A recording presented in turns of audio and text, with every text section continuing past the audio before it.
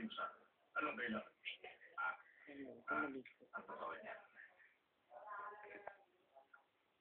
ba ginagawa ng anak mo? Tingnan mo nga kung anong ginagawa niya. Ano ba yan? Nagtitext lang ako. Malinis ba? Malinis? Anong ginagawa mo? Pinuputulan mo yung kuko mo? Ha? Hindi, upo ka lang dyan. Sige, tanggalin mo. Meron pa. O, tanggalin mo. Meron pa. Diyan ka mag-alis. Ay na, ang galing naman.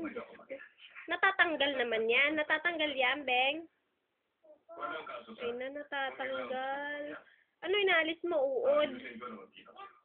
Yak. Ganun.